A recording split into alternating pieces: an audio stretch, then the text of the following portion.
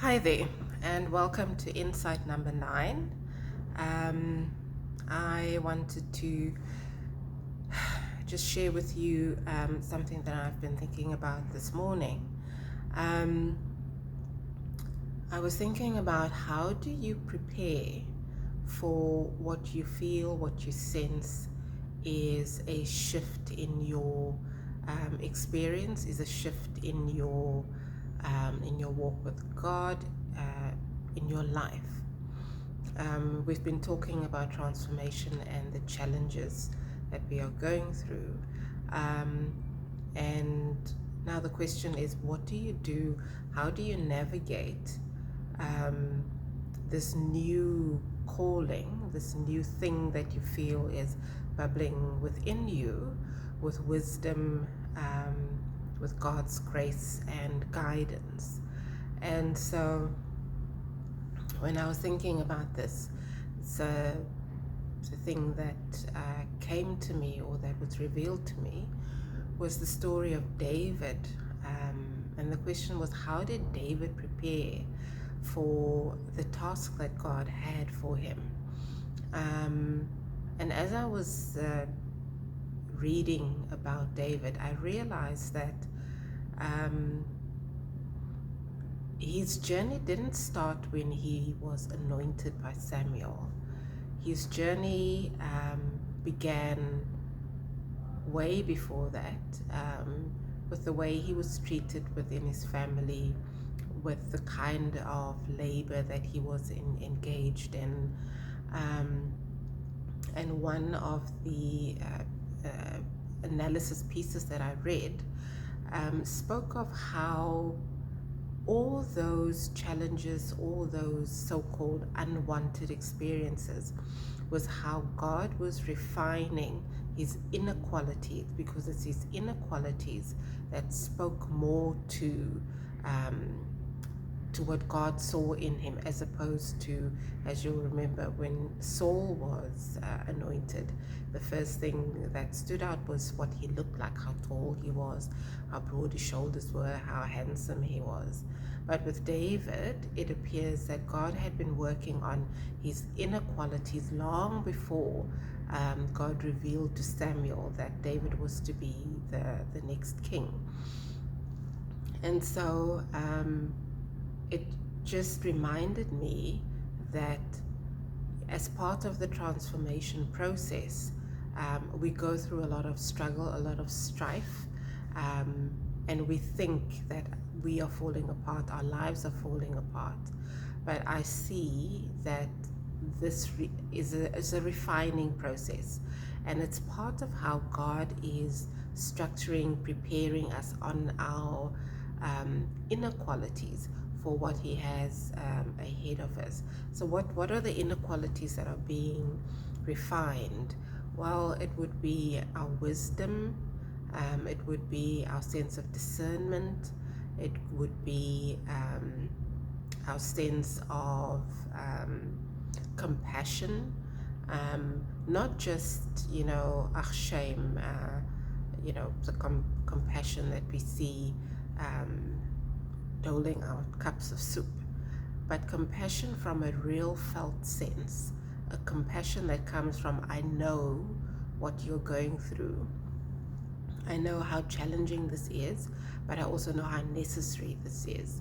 A compassion that doesn't say, I'm going to take this pain away from you, but a compassion that says, I know how necessary this pain is, and I know how difficult it is, but you cannot make it to whatever God has for you next if you don't sit with this pain, if you don't work through this pain.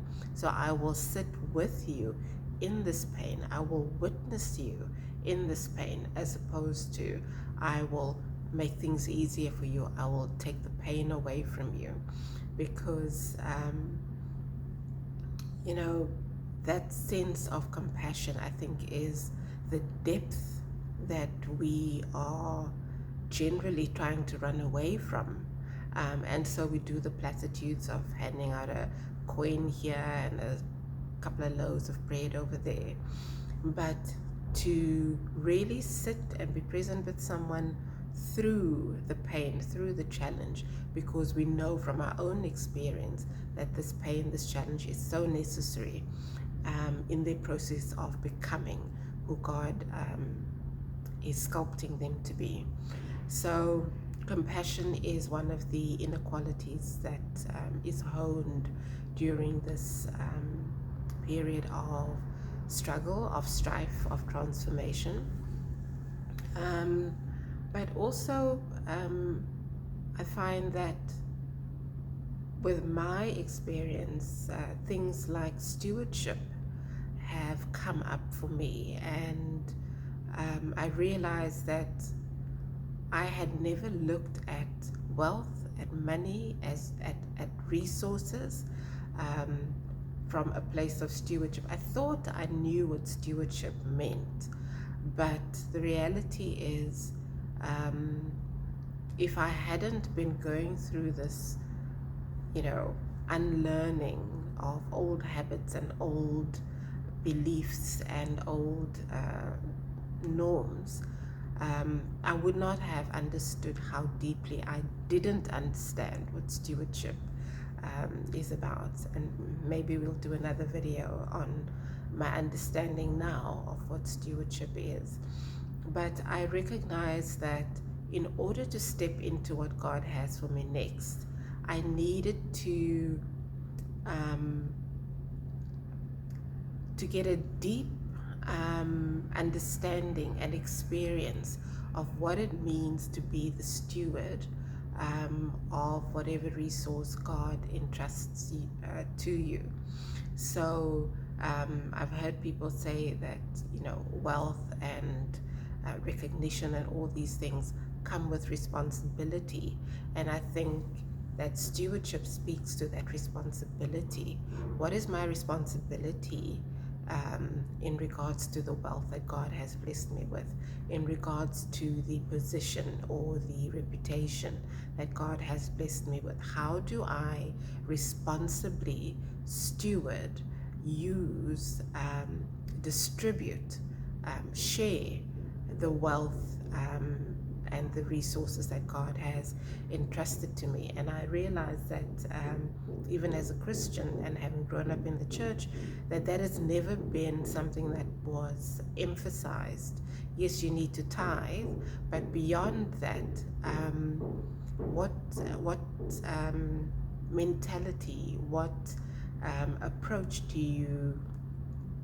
you embrace when it comes to managing the resources that God has entrusted to you? And so I think that what I'm beginning to see is that in questioning yourself as to your readiness and preparedness for the next thing that God is revealing to you, it's worthwhile looking back on the lessons that you have learned through your journey of transformation. And as I say, for me, stewardship is one of those that stand out quite significantly. And I can see how a lack of understanding of what stewardship means and how to engage with it, how to participate in it, how that lack of understanding can result in the challenges that we see, whether it be financial, whether it be mismanaging your position, your reputation, whatever the case might be for your situation. But as we get an understanding of all these inequalities that God is cultivating within us, refining within us, we understand how important they become if we are going to step into our next thing as representatives, as instruments of God, to steward whatever role or position or community or job He is going to place within our responsibility. So I haven't figured it all out, but as I'm sharing this with you, I am also getting some clarity on understanding what it is that God is saying to me about my next steps, where He wants me to go, and how to engage with that next step. That I cannot rely on myself, because nothing about who I am or what I've been in the past um, would have brought me to this place. I see that God is in every step, every stumble, every letdown, every disappointment. Um, and it's only because of Him that I am here. And where He's calling me to now, I can only go there under His guidance, under His protection, under His might. Because without Him, what do I do? This is new territory to me. This is unexplored ground. I have no idea how to be successful, what the approaches should be. So I can only rely on God to be my guide, to be my light, and to continue refining me, to continue building me as I step into what I believe He's calling me to. As we will see, David's challenges didn't stop when he was anointed. They didn't stop when he slayed Goliath. All of the experiences that we are going to continue going through, they'll still be there. There will still be challenges, but now we are going through them with a knowledge and an understanding that we are God's instrument, that we are not alone, that this is not of my doing, but that these challenges are a necessary part of how God is working with me and working through me. So I hope this message blesses you, and I hope you have a lovely rest of your day.